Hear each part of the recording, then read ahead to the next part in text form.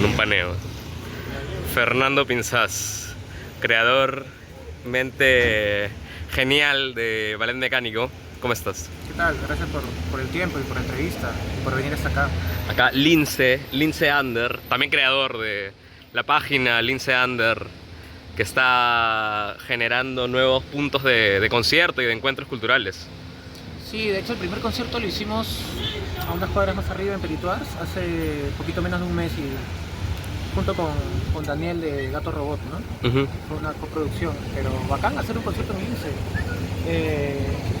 Hace tiempo que no veía conciertos en Lince, el local es súper céntrico, bueno, es de hecho más céntrico que Miraflores o Barranco para mucha gente o que el centro de Lima, ¿no? Y bueno, ese primer evento nos salió súper bien, ojalá que haya oportunidad para hacer un segundo concierto. Solo que está complicado armar conciertos autogestionados, hay un montón de limitaciones, pero es mejor hacerlo uno mismo, ¿no? Porque tienes los locales, pero los locales también ponen restricciones de acuerdo incluso al tipo de música. Solo te permiten el cobro de las entradas, ¿no? Pero a veces eso no basta para... A veces no basta pues para cubrir los costos de un concierto, ¿no?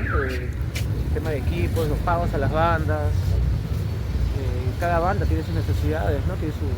Obviamente hay que pagar a los músicos, ¿no? Claro. Cosa que quizás hace unos años no estaba tan internalizada en la escena independiente o under, pero es importante, ¿no? Costos de publicidad, los flyers, etcétera. Entonces, hacerlo en un local que solo te va a dar el costo de las entradas, pucha, es bien complicado. Sí. ¿Y a qué te refieres con el tema de requisitos del tipo de música que se hace? Claro, es que todo local es un negocio, pues finalmente, ¿no? Entonces ellos van a querer que haya más gente que consuma y acá la mayoría del público va a preferir bandas de cover o un tipo de música quizás más comercial, hasta cierto punto más complaciente. Y aún habiendo proyectos que hacen música que puede tener proyección comercial o que puede tener mayor llegada, a veces no les dan espacio, prefieren una banda más conocida que va a jalar gente.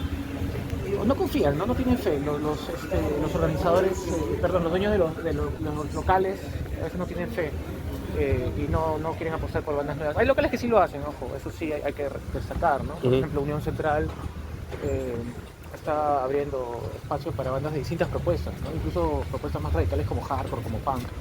Pero igual estás limitado a las decisiones comerciales de los locales, entonces a veces uno tiene que optar por alternativas y hacerlo uno mismo. En este caso alquilamos el local con Daniel, teníamos nuestra cerveza, tuvimos total libertad con las bandas, y la verdad que nos salió súper bien y eso es un poco la idea, ¿no? Por ejemplo, solo he tocado una vez en la noche de Barranco por invitación de Termin 4. De hecho estuve en ese concierto Genial. con Enzo, con la fotografía. Claro, te dan fecha un miércoles, que es un día un poco frío, y sacar fecha en la noche de Barranco sé que es complicado, ¿no? Si eres una banda más o menos nueva, independiente, emergente, te dan con suerte un martes o un miércoles, ¿no? Claro. Y claro, todo el mundo quiere tocar en la noche de Barranco, pero mientras esperas eso, hay que autogestionarse, ¿no? Eso es lo bueno ahora. ¿Tú dirías que hay como que unas escenas separadas tanto por el tema musical? O sea, yo siento que la movida... Menos, o sea, antes era más marcado. ¿Sí? O sea, que no sé, hay muchas escenas musicales. Si quieres que te cuente mi experiencia Sí, por favor. a las escenas a las que yo he bajado, yo me acuerdo que en 2005-2006 iba a ver a bandas como Morbo, como Caos Endémico, como Dios Hastío.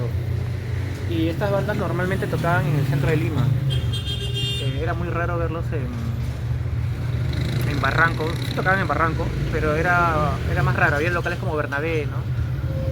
Entonces sí era bien marcado, había bandas que solo tocaban en el centro y habían otras bandas, por ejemplo las bandas de ska, me acuerdo, ska punk o punk melódico tocaban en Barranco, ¿no?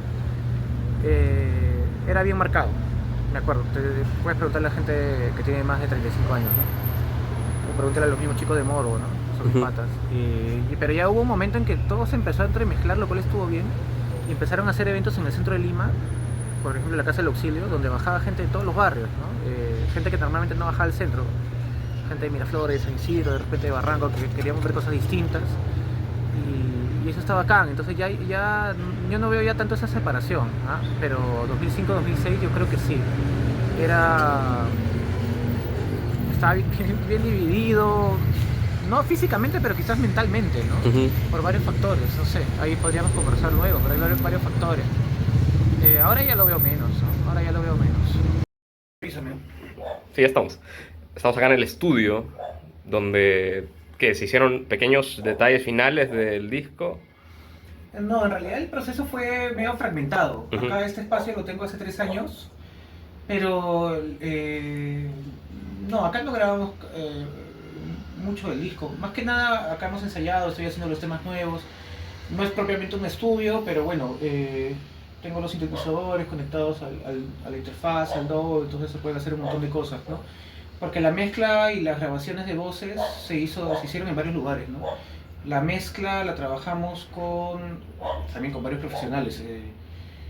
La última etapa fue con Juancho Esquivel en su home studio. La masterización la hizo Antinori, también en su propio espacio. Y previamente a eso yo trabajé las canciones con otros productores. O sea, fue un proceso bien fragmentado, ¿no? Bien disperso, ¿no? No es que se haya hecho en un solo espacio. Además, la computadora donde grabé los primeros demos ni siquiera la tengo acá, ¿no? Conseguí otra, más potente. Sí, ¿no? O sea, de verdad que se ha hecho de manera bien fragmentada el disco, lo cual estaba acá. Los instrumentos, bueno, sí, ese sintetizador, pero muchas veces los sonidos los reemplazamos, ¿no? Con otros VSTs, con otros plugins, con otros sintetizadores. Eso es un poco lo bacán de hacer música electrónica, por lo menos en mi caso, ¿no? Que siempre puedes transportar los tracks, trabajarlos en otros lados, ¿no? Ujú. ¿Cuántos sintetizadores tienes? El X21, el Gaia 2, Microgroup 3, el Atomo Synth 4, bueno, son 3 en 1, 4, 5, este es el Moog. Y el Casiotone, si lo consideras sintetizador, 6. Ya, ajá. Y ahora que hablas de si se considera los sintetizador, te voy a hacer una pregunta un poco naif, pero yo, por ejemplo, yo toco teclado, órgano, ¿no?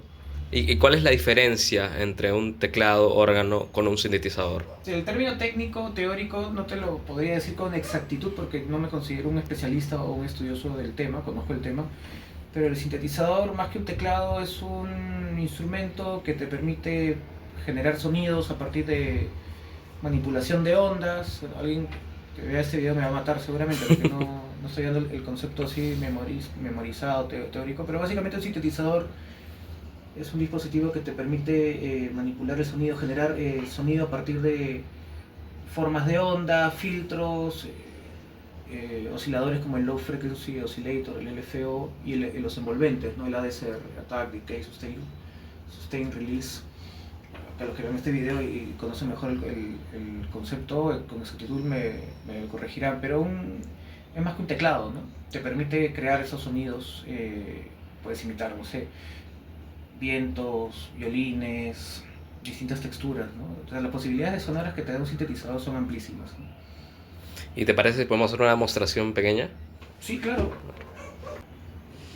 Bueno, acá por ejemplo estoy trabajando en temas nuevos para el siguiente disco. Esta canción ya la hemos venido tocando en varios conciertos. Todavía no la tengo grabada propiamente, está como proyecto para improvisar en vivo. Entonces, por ejemplo, acá tengo el Microgut.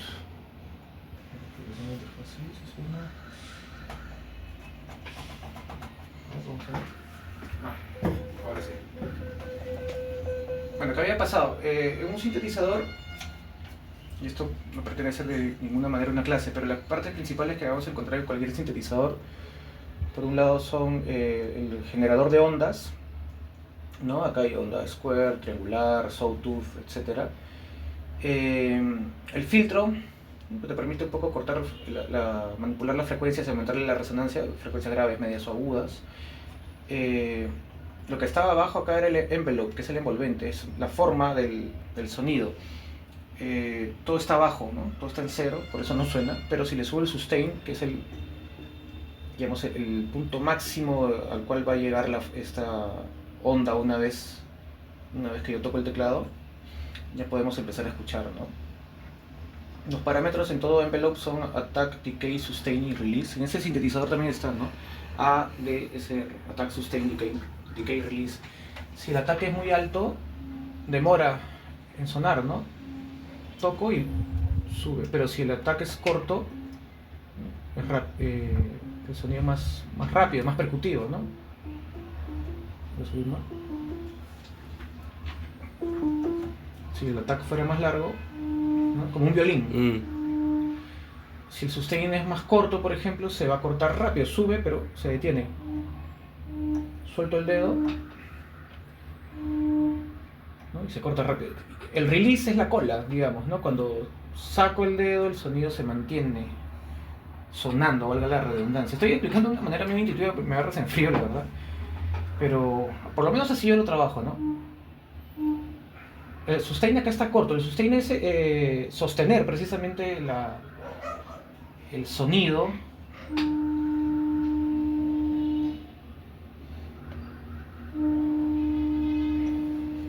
No, saco el dedo y sigue sonando. Demora en bajar, demora unos par de milisegundos en bajar.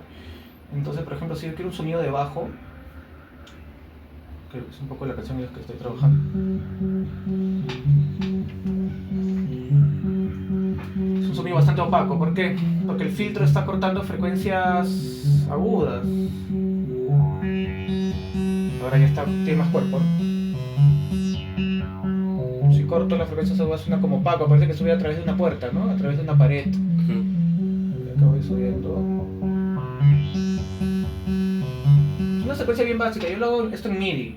Ahí los más puristas de los sintetizadores usarán pues secuenciadores internos de los mismos sintetizadores. Acá yo tengo un secuenciador medio hardware, que es el Arturia, no lo uso mucho. Para mí es más práctico escribir las notas en Ableton Live y dispararlo. Eso es lo que hago en los conciertos, ¿no? Cada quien tiene su método. Hay gente que dirá que...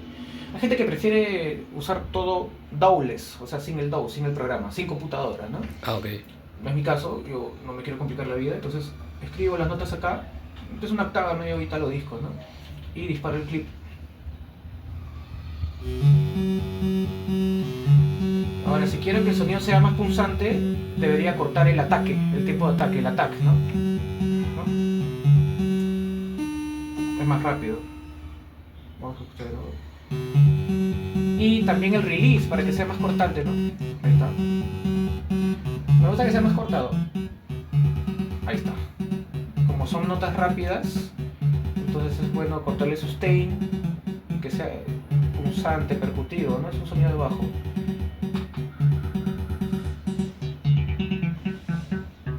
¿Está refinado esto? Vamos a ver. Lo bueno es que tengo un tuner acá. Ah, ¿necesita afinarse eso también? Sí, es analógico y se desafina rápido. Wow. Sí. Ese es el problema con los analógicos, que depende incluso de la temperatura. Si está muy a veces tienes que dejarlo encendido un par de minutos para que se estabilice y recién afinar. A ver. ¿Por qué esto no está tan afinado? Acá tiene afinador. No tengo oído absoluto por lo visto. A ver, ahora sí. ¿Y esta qué afinación usa? La... 440 nomás. Sí, mira, 440. Yo uso 440. Ya está afinado. Y bueno, ya puedo usar sonidos del mismo Ableton Live, ¿no? Plugins, efectos digitales de baterías. No tengo problema con eso tampoco. No tengo un hardware para percusión. Por ejemplo, a ver qué tengo por acá.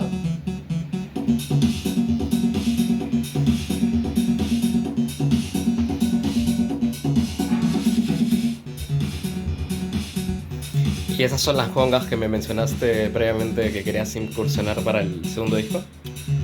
Me gustaría usar las congas reales, no plugins de Ableton. De hecho, estoy ahí viendo opciones de percusionistas, porque esto en vivo con congas y con timbales sonaría brutal, ¿no? Baja. Acá un tip más fuerte. Sí. Y hablando de instrumentos reales, en el disco Primera Secuencia, ¿se usa alguno? Sí. Los sintetizadores hardware sí usamos varios. No me acuerdo ahorita cuáles, ¿sabes? En las canciones hay mucho trabajo de diseño sonoro y tenemos muchas capas de sintetizadores. Algunas capas, melodías, por ejemplo, no sé, son de este sintetizador. Podría ser otro sintetizador, la verdad. Quizás los bajos los grabamos algunos con este Moog, con el Modo 32. Pero también combinado con otros plugins sintes digitales, ¿no? Combinamos muchas cosas, la verdad, ¿no? No te podría hacer una lista de qué sintetizadores usamos en qué partes, porque también trabajé a la par con otros productores y algunos usaron Sintes virtuales también, ¿no? Ujú. No, claro, pero me refiero también, no sé, de Ah, que repente no sean una sintetizadores. guitarra o No, algún todo, bajo. no, todos sintetizadores, sí. Todo fue sintetizadores, tanto físicos, tanto analógicos, físicos, digitales Ujú. y plugins digitales de distintos softwares, Ableton, ¿no? Entonces, digamos, cuando acá tengo un piano house, ¿no?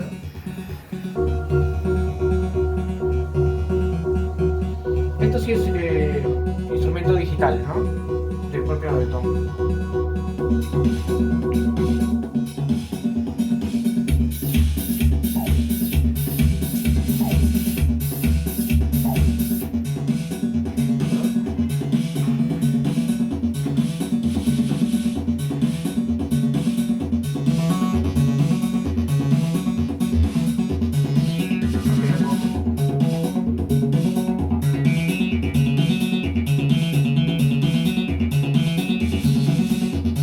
Y acá es perillero un poco también, ¿no? ¿Mm? Acá ya perillero un poco, pero básicamente los parámetros que yo puedo modificar son el envelope, el filtro.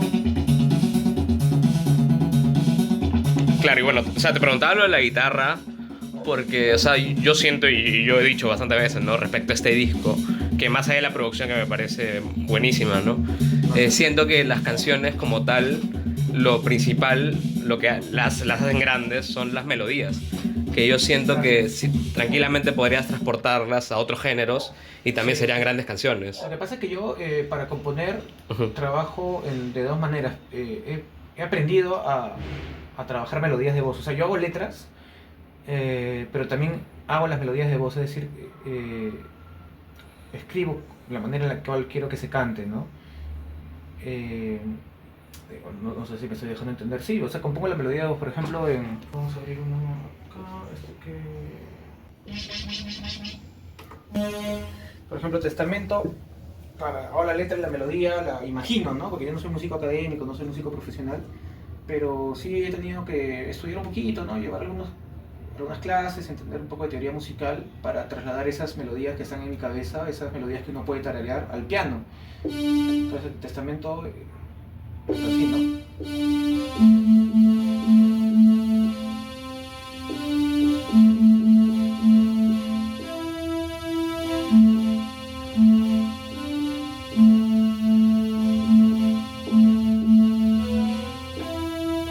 Esa es la melodía. La melodía es bonita, es atractiva, es melancólica, Ujú. ¿no? Y sobre eso ya se hace la parte del diseño sonoro. Yo, esta canción sí la trabajé con más gente. Acá participó Oman Mori, de Laika Mori, Antonio Ballester, también puso buena parte de lo que es el instrumental, ¿no? Más sintetizadores, la percusión. Claro que lo trabajamos juntos, ¿no? Pero ahí yo recién estaba viendo cómo trabajarlo a nivel de diseño sonoro, de lo que es propiamente la producción musical, porque una cosa es la melodía y otra cosa es la producción. Ya en los siguientes temas, como No Cederé, ahí sí desarrollé más ideas o lo trabajé de manera más completa, ¿no? La melodía es... La melodía se me ocurrió así...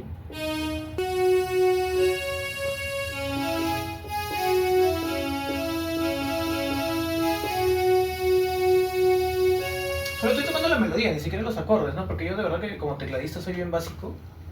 En ese aspecto soy bien punk, pero punk en el mal sentido de la palabra, porque claro, es como hazlo tú mismo, con pocos acordes y todo eso, pero claro, también no sé, nunca he sido un instrumentista muy técnico, pero no sé, tampoco ha sido una limitación para componer melodías o producir, ¿no? Entonces esa era la melodía de No Cederé. No, perdón, es con mí.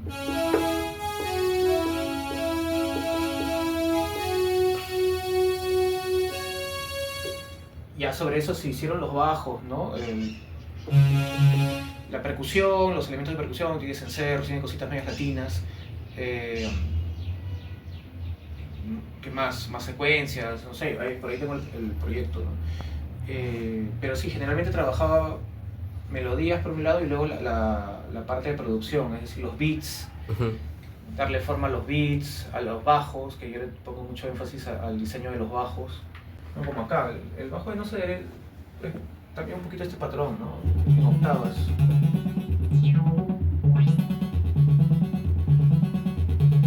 Ese patrón en octavas como cabalgata, ¿no?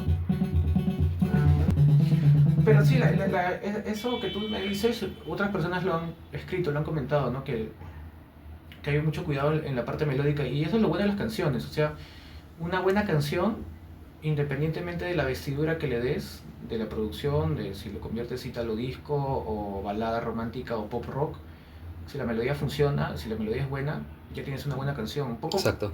por ejemplo, de los demos de Depeche Mode, una vez los escuché en la casa de Dante, el de Enjoy the Silence era básicamente Martin Gore con su piano.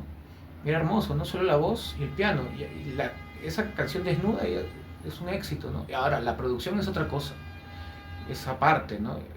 Me gustan ambas cosas, o sea, yo quiero que las canciones sean buenas como melodía, o sea, algo que efectivamente puedas tocar con tu guitarra, memorizar, tararear, la letra también, y la parte de la producción, o sea, que los sintetizadores, las cajas de ritmo, las percusiones sean potentes, ¿no? Ujú. Sí, y bueno, también la letra, ¿no? La Sí. letra que bastante gente ha aclamado por su tema, más allá de lo político también. Pero, por ejemplo, una canción como Testamento, de la que estábamos hablando, me parece una letra bellísima. Muchas gracias, muchas gracias. Oye, gracias. Me esfuerzo mucho en eso, o sea, siendo sinceros, ¿no?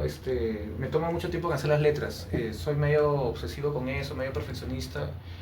Me tomo mucho tiempo en hacer letras. Tengo cuadernos de letras, pues yo no los tengo acá, pero desde chico escribo letras y me tomo mucho tiempo. No puedo escribir una canción en un día, ¿no?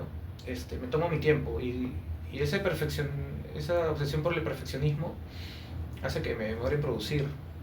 Entonces yo prefería a veces demorarme años en producir algo que en dejarlo así nomás, en sacar algo sencillo. Lo cual tiene sus pros y sus contras. También es bueno ser productivo, también es bueno soltar cosas que no estén tan pulidas, ¿no?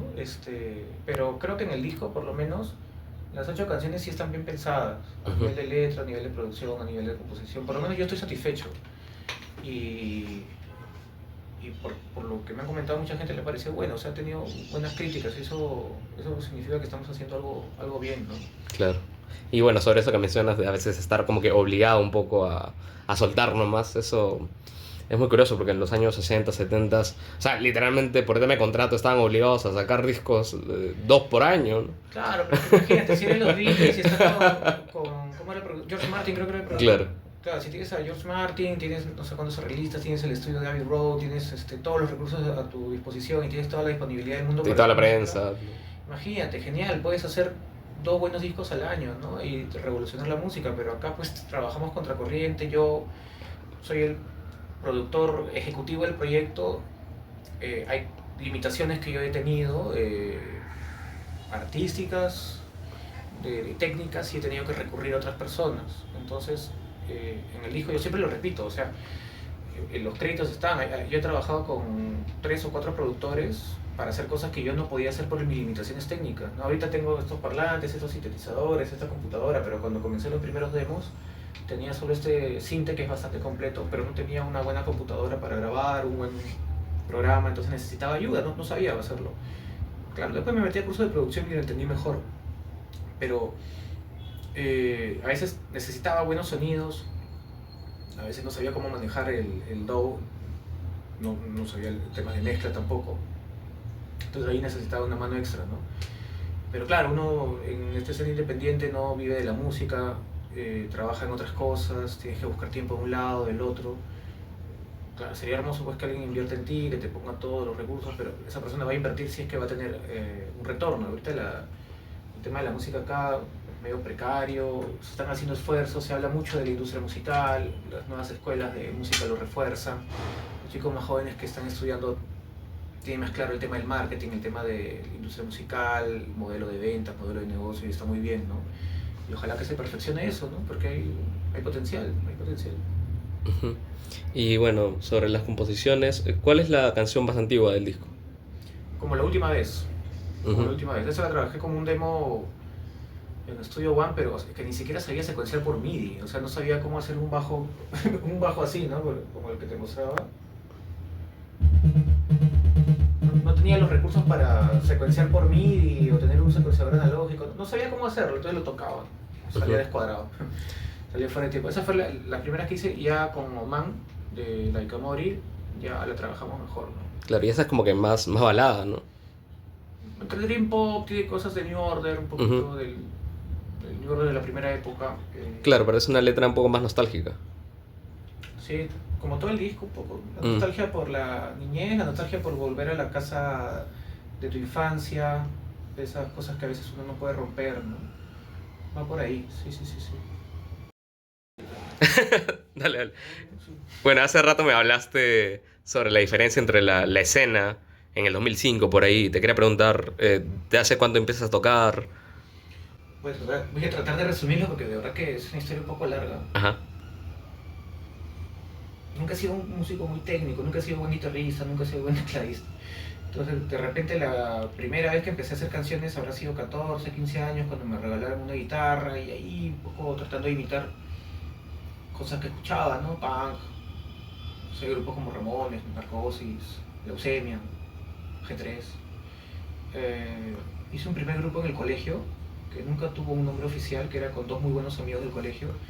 Y un poco yo hacía las letras de las canciones, hacía los acordes, pero como yo no tocaba bien, le decía a mi amigo que las cante y las toque. Entonces yo tocaba batería. Y yo medio que le daba la estructura de las canciones. O sea, como que tenía esta idea de productor siempre, ¿no? Le decía, ya, tiene que tener esta estructura, tocar las sillas. Y no era algo tan simple, era bien a mi manera de pensar a los 16, 17 años quería que fuera algo más estructurado, ¿no?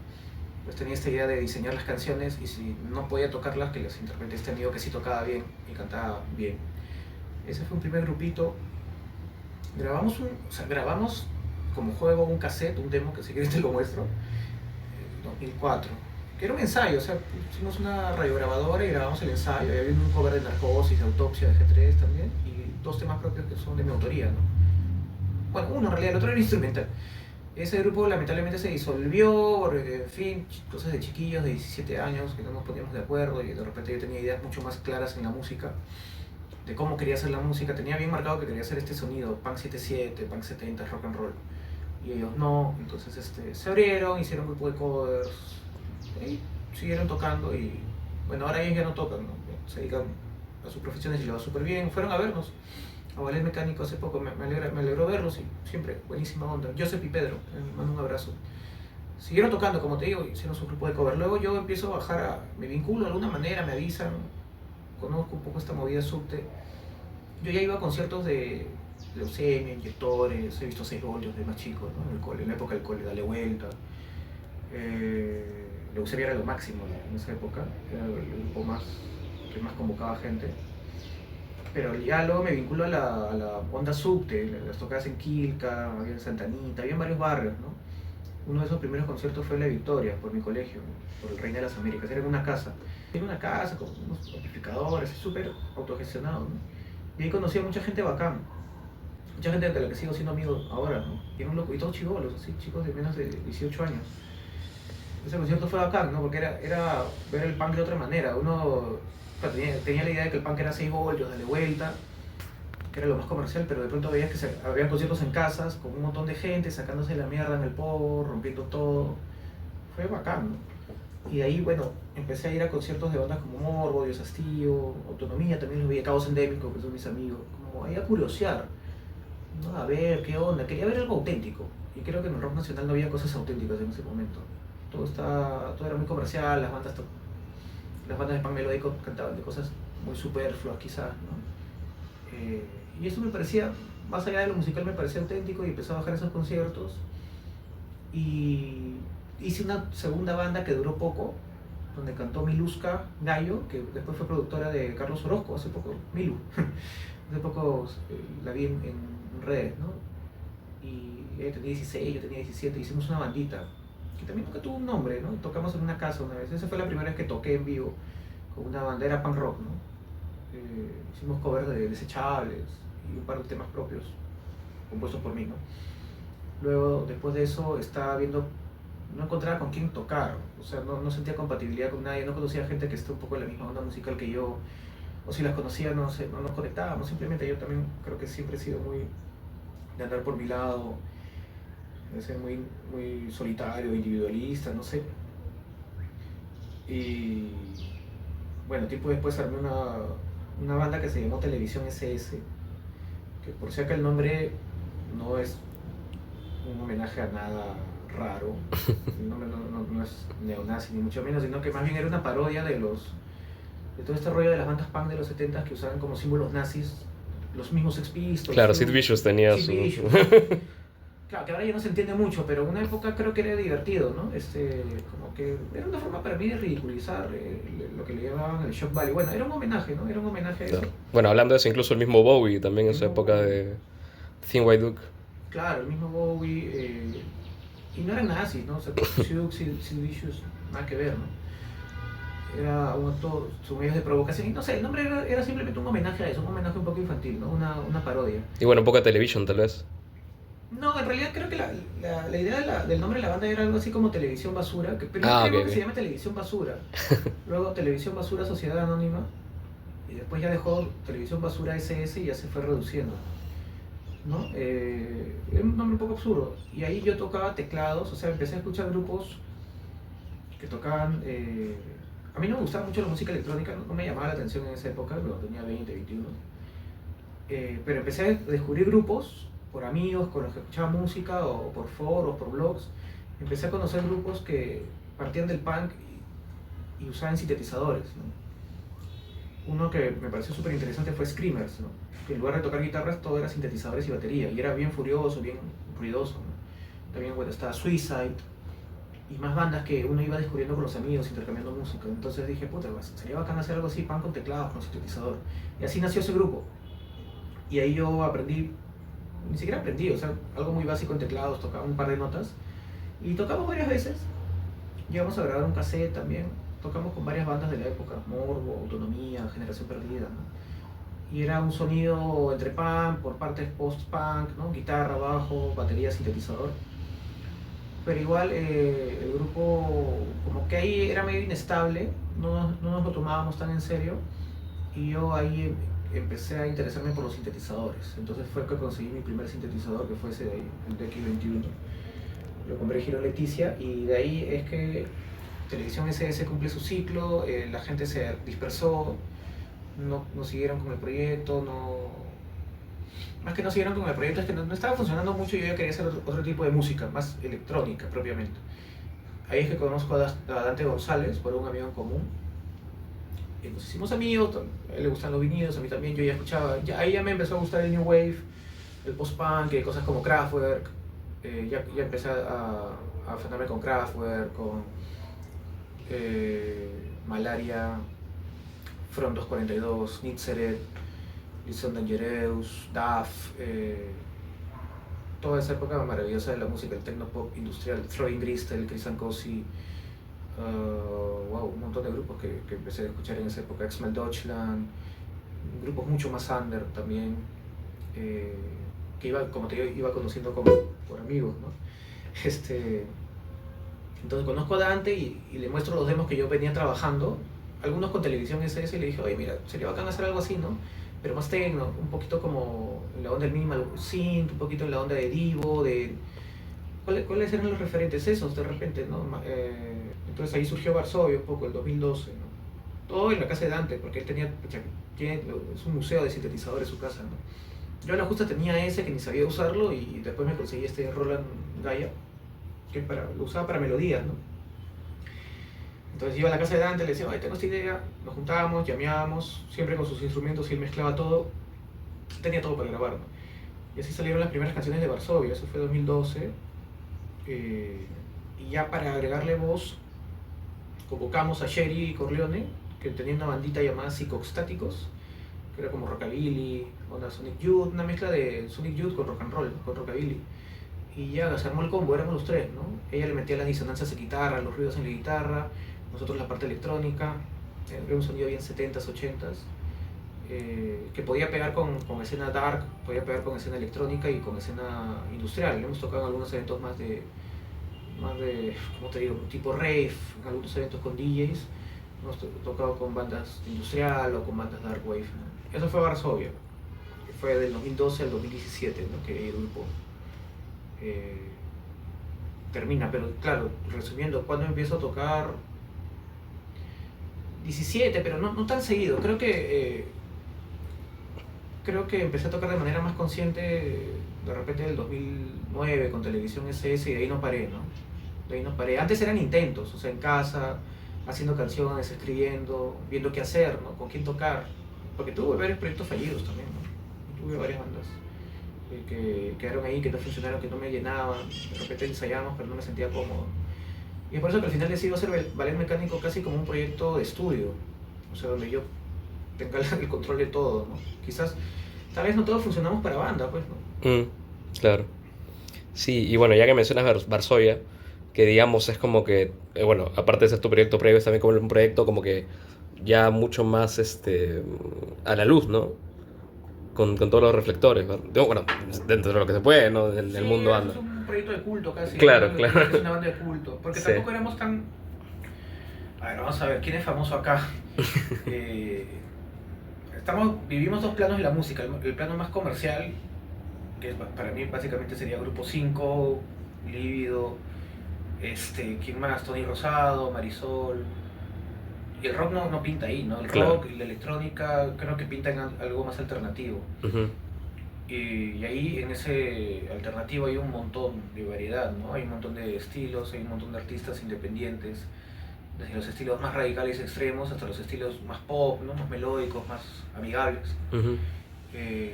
Entonces, Varsovia era un grupo independiente, underground, tocamos con varias bandas, tocamos seguido, pero quizás el error, entre comillas, error que tuvimos en ese momento que ahora me doy cuenta es que nunca nos interesó ser un grupo profesional, solo queríamos hacer música, tocar en vivo, grabar y hacer lo que nos gustaba. O sea, nunca se nos ocurrió sesión de fotos, nunca se nos ocurrió hacer un videoclip, menos tener un manager, redes sociales nunca lo manejamos mucho. O sea, todo lo que ahora le dicen a los artistas independientes que tienen que hacer, ¿no? Ujú. Que le dicen, tienes que construir tu marca, postear tantos reels a la semana, storytelling, sesión de fotos, electronic press kit, tener un manager, un booker, eso nos llega al huevo, nos llega al pincho. El que nos hizo las redes sociales fue Luis Alvarado, porque él decía, tienen que tener Facebook, tienen que tener redes sociales. No nos interesa, queremos tocar, queremos hacer música. No teníamos sesión de fotos. Y después de tiempo hicimos una sesión de fotos. Era lo que decidimos, no te digo que esté bien eso, no lo recomendaría a las bandas de ahora. Ahora veo bandas jóvenes y profesionales, mejor dicho, bandas jóvenes que optan por el profesionalismo. Por ejemplo, Desorden, que han estado acá hace unos días grabando unos teclados.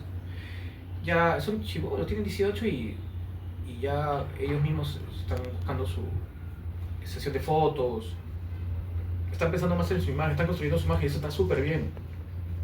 Entonces, de repente un error de Varsovia fue ese, ¿no? Porque había bastante potencial en el grupo, ¿no? De hecho, una canción de nosotros fue incluida en el soundtrack de una serie de HBO, de los Spookies. Es el tema principal de la serie, entonces con ese impulso se pudieron hacer más cosas, pero no sé, ya estábamos en otra también, no lo pensamos tanto y ya está. Claro. Tampoco me arrepiento, simplemente son cosas que se dan, ¿no? Ujú. ¿Y qué tanto de Varsovia hay en ballet mecánico? Poco, felizmente. Poco. Varsovia era un grupo a nivel de composición más visceral, ¿no? O sea, la forma de cantar, las letras eran más panfletarias, entonadas como marcha. La parte fuerte era el diseño sonoro, la electrónica, las bases, ¿no? Que buena parte ese trabajo de Dante González, ¿no? Yo, claro, compuse las canciones, estructuras básicas, pero ahí la parte melódica no está tan desarrollada. En ballet mecánico, como tú mismo me comentabas, las melodías vocales, las canciones funcionan bien, ¿no? En cualquier contexto, dentro de este contexto electrónico o en un contexto más acústico. Por ahí hay algunas canciones que sí tienen la influencia de Varsovia en el disco, ¿no? De repente habrán escuchado alguna que es medio tecnopunk, que es algo que me gusta hacer. Pero yo también quería explorar otras cosas, probar el formato canción, un formato canción más clásico, en el contexto del ítalo disco, del high energy, que te permite componer una buena canción melódica, pero que también sea súper bailable, súper potente, ¿no? Con buenos sintetizadores, con bajos así galopantes, con bombo que te golpee el pecho, ¿no? Sí, bueno, igual, o sea, a pesar de lo que dices, yo he sentido al momento de escuchar Varsovia para esta investigación, digamos, que hay una sección del disco, primera secuencia, como de 3 canciones que tienen mucho de Varsovia, a mi parecer. Claro, Que son como que la de La ciudad de los incendios, la que canta Kat Katia. la memoria es un acto político. Sí, siento que hay como una sección de 3 canciones que me suenan a Varsovia. La ciudad de los incendios yo la he pensado como una canción high energy, pero igual se sale la impronta que tú tengas, ¿no? Tampoco se trata de imitar sonidos, ¿no? Claro, Sino claro. de soltar. Ujú. La ciudad de los incendios yo la alucinaba High Energy, pero varias personas que la escuchan me dicen que suena más a synth pop, algo más gothic. Bueno, la voz de Angélica también aporta a eso porque la melodía era distinta. Angélica lo adaptó más a su manera, ¿no? Más oscuro, más denso. Era un poquito más melódica la canción, era un poquito más pop, Ujú, de verdad. Bueno, por la letra. No sé, puede ser. Varsovia también tenía canciones un poquito más melódicas, ujú. algunas. Pero sí, de repente en el segundo disco habrá alguna canción así más industrialona, más techno, puede ser, ¿no? Me gusta hacer ese tipo de música, pero siento que es más retador para mí hacer canciones más melódicas, me cuesta más hacer canciones más pop, Ajá. y ese reto me gusta. Te quería preguntar sobre cómo así se tomó esa decisión, o si es una decisión, o qué sé yo, de que sean puras cantantes femeninas. Ya, siempre he trabajado con cantantes femeninas, lo cual no es algo restrictivo, Ujú, lo cual no es algo, quiero decir, no significa que jamás vaya a trabajar con vocalistas masculinos, ¿no? De hecho, sí, llegué a grabar con una canción con un vocalista, con un cantante varón, pero no funcionó y la regrabamos con otra chica, una vocalista. ¿y tú qué crees que es la diferencia entre lo que te puede aportar un vocalista masculino, o sea, una vocalista femenina o un vocalista masculino? ¿Algún tipo de Pucha, sensibilidad? te diría sensibilidad, pero hay canciones más agresivas con voces femeninas. Claro. Varsovia era una banda con una voz femenina agresiva. En Televisión SS también era con cantante femenina. Lo que pasa es que mis grupos favoritos, algunos, tienen voces femeninas. Hace poco vi a Anja Hube, la vocalista de Exmal Deutschland, que es una de mis bandas favoritas de toda la vida, ¿no? Siempre me han gustado ese tipo de bandas. Malaria, como te mencioné varias veces, ¿no? Que es otra de mis bandas favoritas. Kleenex, X-Ray Specs también me gusta. Claro. Alaska, Ujú, olvídate, sí. Alaska es lo máximo, ¿no? Sí, bueno, quizá puede ser como una forma de ser punk frente a lo punk, que es como que todo está tomado por voces masculinas y más bien ser una voz femenina como que puede romper ese status quo. No lo he visto de esa manera, pero podría ser. No quisiera sobre intelectualizar eso, de verdad, porque yo sé que hay mucha gente pues que escribe y que teoriza al respecto y me parece súper bien, pero yo no sé si verlo de esa manera. Simplemente lo dejo fluir. He encontrado chicas, amigas muy talentosas y funcionan. Y me gustan sus voces. No lo veo con voz masculina, Mm, la verdad, no sé. Que funciona bien, incluso a nivel sonoro, a nivel de imagen también. Siempre me ha gustado ese, que sea un grupo mixto. Ahí sí, está, creo que va por ese lado, que sea un grupo mixto, ¿no? Sí, pero tampoco descartaría con voz masculina, quién sabe, ¿eh? Tampoco lo descartaría.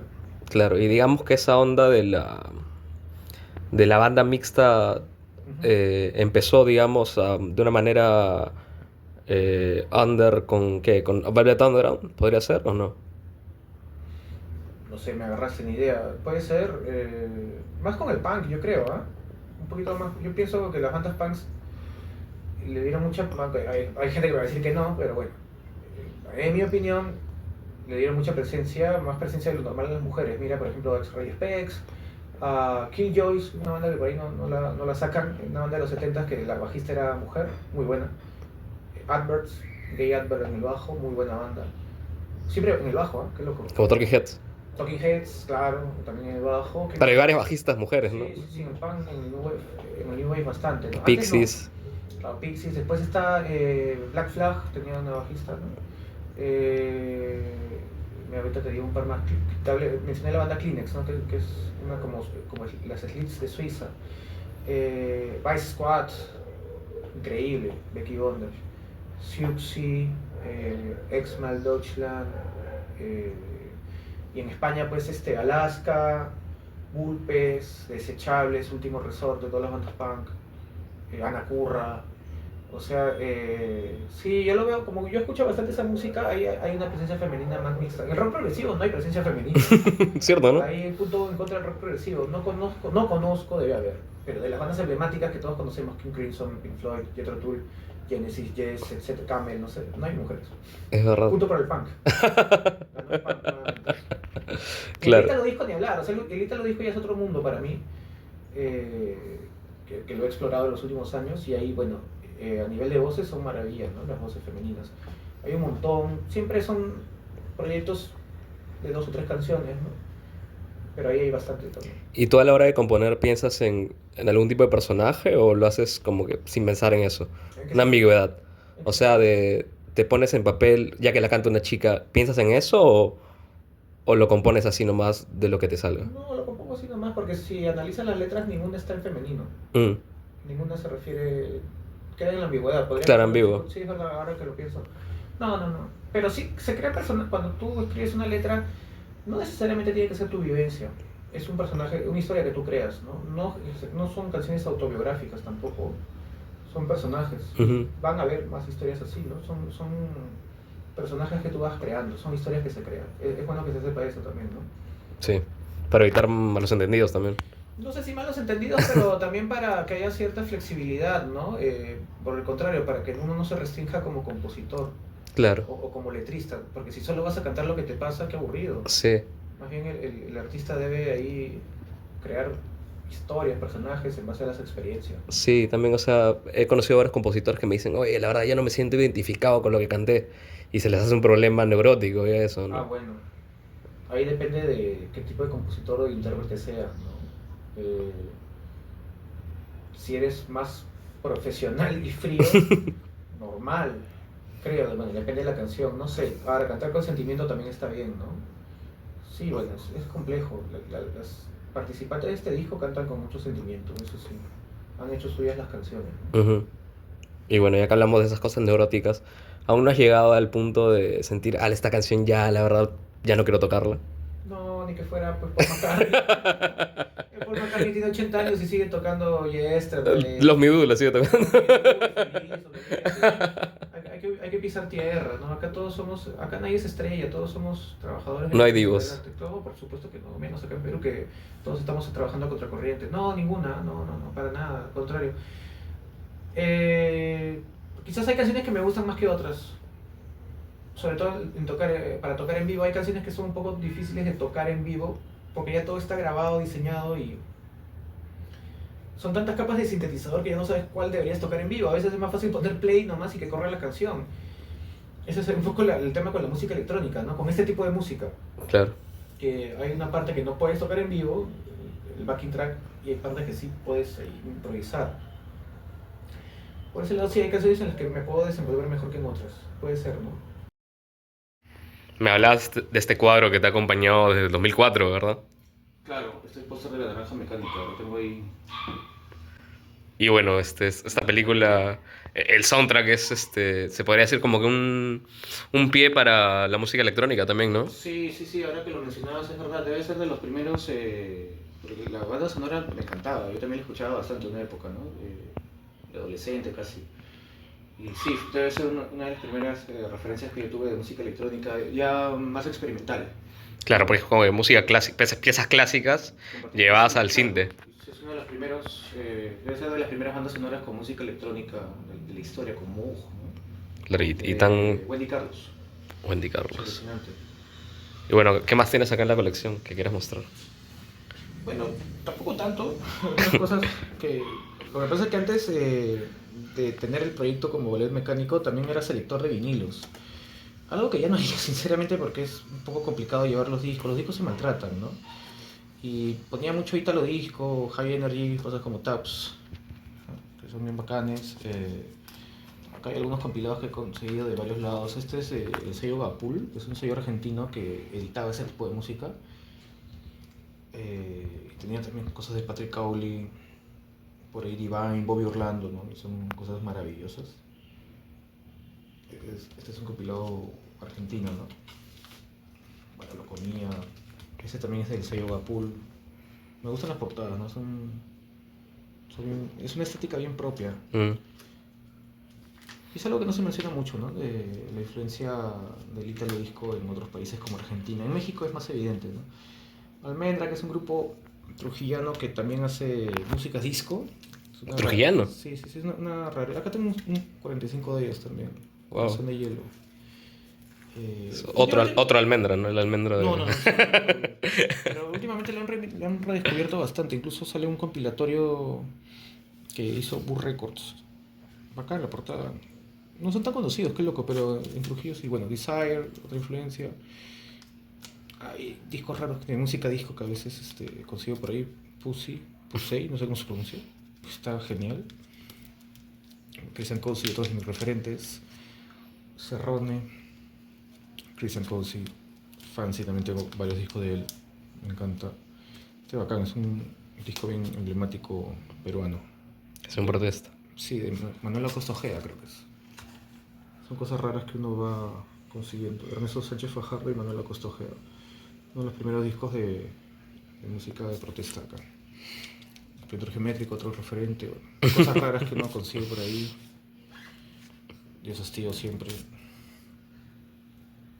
Editor, una de mis bandas favoritas de punk 70s. El Polen. Almendra también, el grupo que te mencionaba. Loco, ¿eh? Le meten sintetizadores también, es un grupo bien bacán. Le meten sintes. ¿Y se sabe algo de los miembros? Sí, están en Trujillo. Uno es profesor de guitarra. Ah. O sea, la mayoría creo que están vivos pero ya no tocan, ¿no? Pero toda la discografía ya está en YouTube. Bueno, vamos a ver este pata de Facal, es un artista de High Energy, puta, que bien power. Este tema es tonerazo. The Cure, Kraftwerk. Lo que te mostraba A ver. el primer cassette que grabé, entre comillas. Portadazo. Sí, hecha a mano. Que queríamos que sea como un concierto en un barrio, ¿no? Claro, estaban a los de Neil Johnston ahí. Pucha, no sé cómo habrá sido su portada, pero esta por lo menos como que tomaba como de referencia así los flyers que veíamos, ¿no? Claro, claro. El grupo se llamó Tanque de Diatriba. Él fue un hombre... Pero se hizo al modo de los cassettes así de rock subte de esa época. Bueno, ni siquiera de esa época, porque esto es del 2004 y el rock subte es ochentero, ¿no? Pero así con los teléfonos de los músicos. O sea, fue un juego, ¿no? Pero ahí... Con papel de Justus. Sí, con las letras, todo. Pero claro, es una única copia, ¿no? Todavía suena. ¿Y tienes para reproducirlo? ¿Cassette? Ajá. No. Ah, pucha, eso hubiera sido un gran... Sí, no. Para otro video.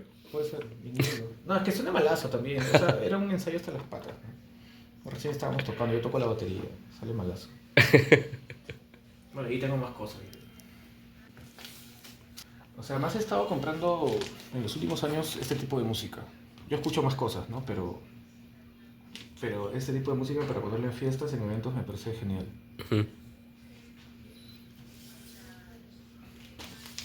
Todas estas variantes del ítalo, del high energy, todos esos géneros, ¿no? Ahí está firmado por Fancy cuando vino. Ajá. Sí. ¿Y cómo se podría definir el ítalo disco? Más allá de temas geográficos. No, es más allá de este tema geográfico. Digamos que es una evolución de la música disco con más presencia de sintetizadores y de cajas de ritmo, más estilizado. Sigue siendo un formato pop, pero hay sonidos, hay una mayor presencia de sintetizadores. Los sintetizadores reemplazan lo que normalmente podrían hacer los violines, los órganos o los vientos, ¿no? Todos esos sonidos se reemplazan por texturas de sintetizadores. Entonces le da un sonido más original. Claro, claro. Esa es una definición, a grandes rasgos, entren a Wikipedia y lo van a encontrar mejor. Pero lo que yo he escuchado, de toda la música que he escuchado, ese es el patrón común que yo encuentro. También hay elementos latinos. No siempre, no todas las canciones de Italo Disco tienen elementos latinos, ¿eh? Hay algunas que son más secas. Más secas en el sentido de que tienen una percusión más dura y ya, ¿no? Tienen congas y timbales. Congas y timbales, ¿no? Y si tuviera que tener un género, ballet mecánico, primera secuencia sería... Es cierto que quería enfocarlo por ahí, pero no todas las canciones cumplen ese formato, ¿no? Una o dos a las justas. No Cederé es la más cercana al Italo Disco High Energy, las demás no, ¿eh? No encajan, es más tecnopop. Es más tecnopop, ciertamente. Y bueno, ya para ir cerrando, te quería preguntar, ¿qué fue eso que hizo que Luxy sea la encargada ya del tema vocal? Claro, el ballet mecánico comenzó casi como un proyecto en estudio y ya llevarlo a un proyecto en concierto, a un grupo que toque en vivo. Claro, fue un reto porque cada canción tiene una cantante invitada, pero al final,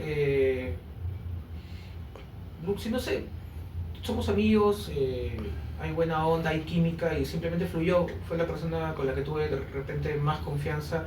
Había varios factores también, la disponibilidad de ella, el interés de ella, la química que teníamos, porque las demás cantantes tienen distintos proyectos. Luxy también tiene su proyecto solista. pero las demás chicas también tienen sus propias carreras artísticas, tienen sus prioridades, ¿no? Entonces, con Luxy hubo mejor química en ese aspecto, quizás. Ujú, Básicamente fue eso.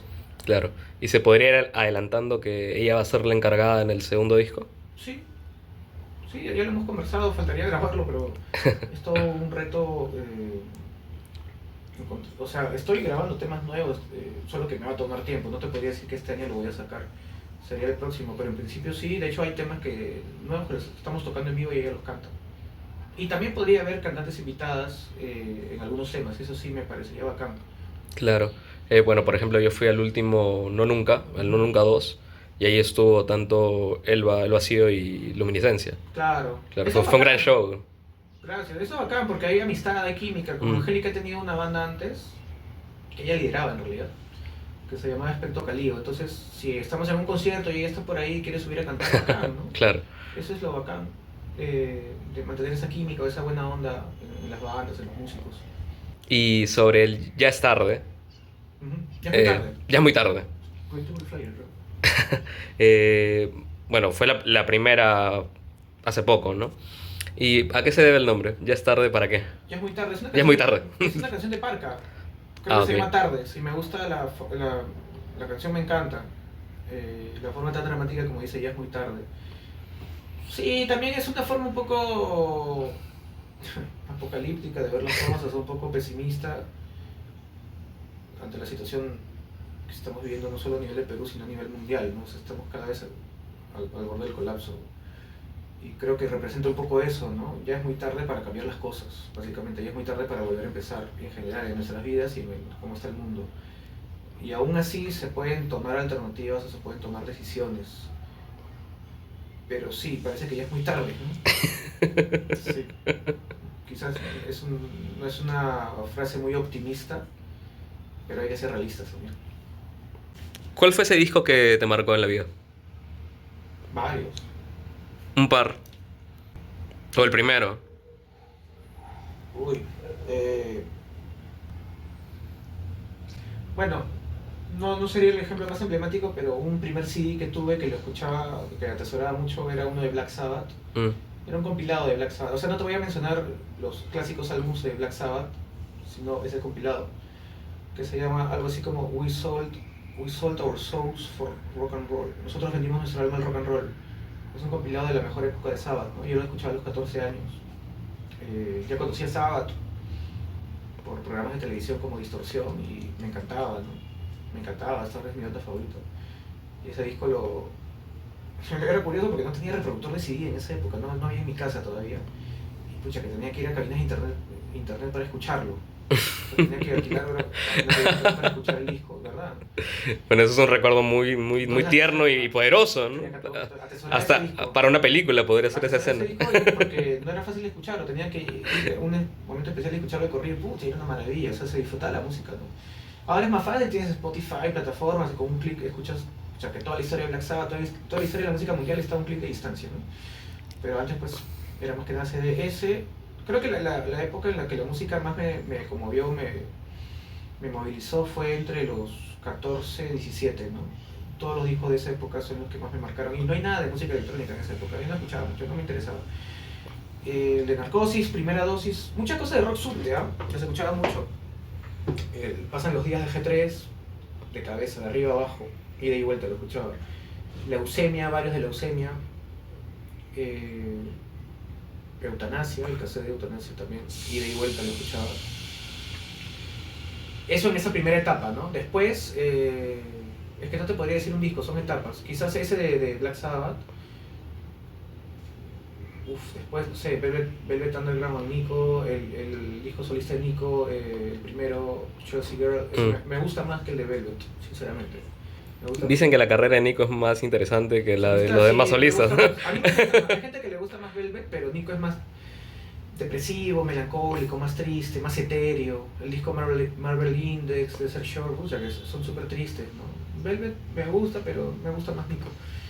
Pistols bastante, ¿no? El primero de Sex Pistols, Siouxsie el primero, pucha, que esa ya es época de universidad, lo escuchaba también ida y vuelta.